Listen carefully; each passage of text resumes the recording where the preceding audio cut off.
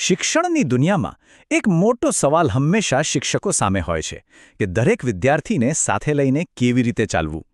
અને બસ આ જ સવાલના જવાબમાં આવે છે ઉપચારાત્મક શિક્ષણ એટલે કે રેમિડિયલ ટીચિંગ.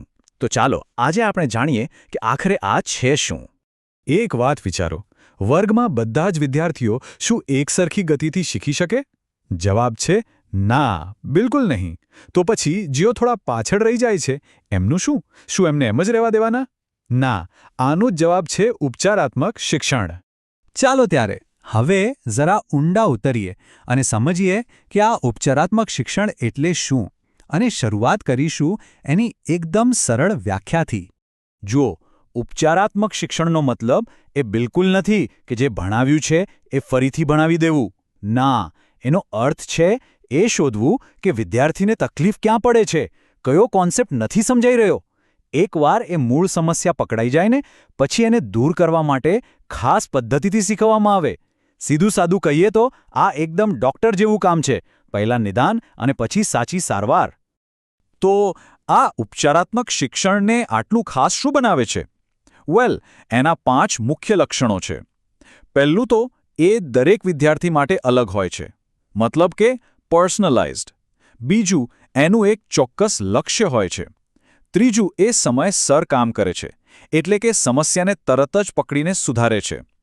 ચોથું, આખી પ્રોસેસ એકદમ પદ્ધતિસરની હોય છે. અને પાંચમું, જે સૌથી અગત્યનું છે, એ વિદ્યાર્થીનો આત્મવિશ્વાસ પાછો લાવે છે અને શીખવા માટે પ્રેરણા આપે છે. સારું, તો આપણે એ તો સમજી ગયા કે ઉપચારાત્મક શિક્ષણ શું છે અને એનાથી શું ફાયદો થાય. પણ હવે મોટો સવાલ એ છે કે આને ક્લાસરૂમમાં લાગુ કેવી રીતે કરવું? ચાલો હવે એની પ્રેક્ટિકલ પ્રોસેસ પર જઈએ.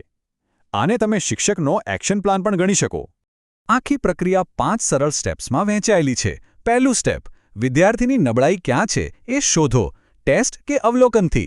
બીજું, એ નબળાઈનું કારણ શું છે એના મૂળ સુધી પહોંચો. ત્રીજું, હવે એ વિદ્યાર્થી માટે એક સ્પેશિયલ એક્શન પ્લાન બનાવો. ચોથું, એ પ્લાનને લાગુ કરવા માટે સાચા ટૂલ્સ અને પદ્ધતિઓનો ઉપયોગ કરો. અને પાંચમું, સૌથી જરૂરી, સતત ચેક કરતા રહો કે કેટલી પ્રગતિ થઈ અને શીખેલું પાક્કું કરાવો.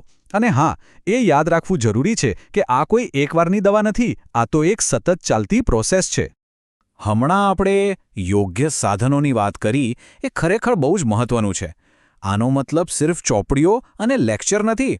વિચારો, વિઝ્યુઅલ એડ્સ, ચાર્ટ્સ, ભણતરને લગતી રમતો કે પછી ગ્રુપમાં એકબીજા પાસેથી શીખવું, આ બધી વસ્તુઓથી કેટલો મોટો ફરક પડી શકે છે.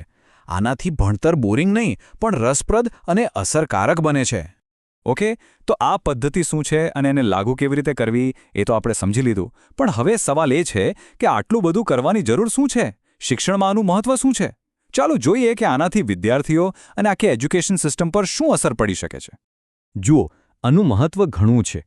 સૌથી પહેલી અને મોટી વાત તો એ છે કે જે વિદ્યાર્થીઓ પાછળ રહી ગયા છે એમને બાકીના વિદ્યાર્થીઓની બરાબરી પર લાવી શકાય છે. બીજું, સમસ્યાને શરૂઆતમાં જ પકડી લેવાથી એ આગળ જતાં મોટી બનતી અટકે છે. આનાથી વિદ્યાર્થીઓની વિચારવાની શક્તિ અને આત્મવિશ્વાસ બંને વધે છે. અને આખરે આ બધી વસ્તુઓ મળીને આપણી આખી ભણાવવાની પદ્ધતિને જ વધુ સારી અને અસરકારક બનાવે છે. આ એક વાક્ય ખરેખર આખી વાતનો સાર છે. મુખ્ય ઉદ્દેશ વિદ્યાર્થીને ધોરણ પ્રમાણે લાવવાનો છે. એટલે કે વાત કોઈને પાછળ છોડી દેવાની નથી. વાત છે દરેકને સાથે લઈને ચાલવાની, દરેક વિદ્યાર્થીને એમના સ્તર સુધી પહોંચાડવાની. આ જ આ પદ્ધતિનો આત્મા છે. અને હવે આ બધી ચર્ચા પછી એક સવાલ સાથે આપણે અટકીએ છીએ.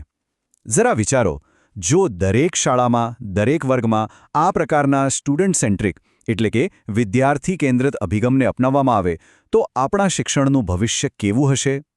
આ વિચારવા જેવો સવાલ છે, ખરું ને?